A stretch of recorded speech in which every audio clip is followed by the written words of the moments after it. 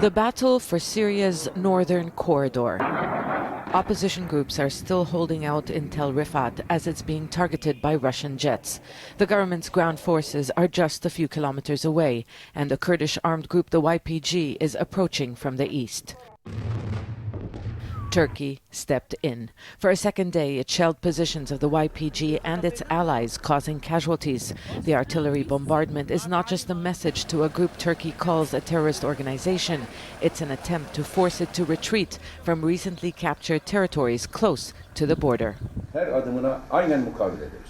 The YPG will immediately withdraw from Azaz and the surrounding area and will not go close to it again.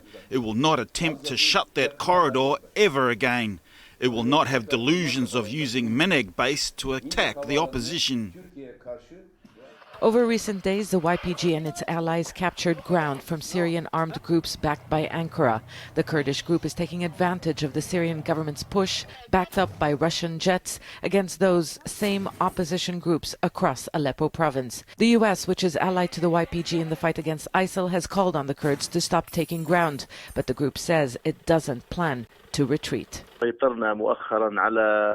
recently captured Menak Air Base and we are close to capturing Tal Rifat. Our aim is to reach ISIL-controlled territory. We want to fight this terrorist group. Turkey wants us to return to Afrin. This won't happen. We are advancing. We won't retreat. The advances by both the government and the YPG are putting pressure on the opposition. Many observers believe the YPG, which is drawn from Syrian Kurds, is linked to the PKK, the Kurdistan Workers' Party in Turkey. Syrian opposition fighters know that alliances could be shifting. We are being stabbed in the back in the northern countryside by the PKK and its ally, Jaish al-Thawar. They took advantage of the fact that we were fighting on two fronts, against the regime and ISIL.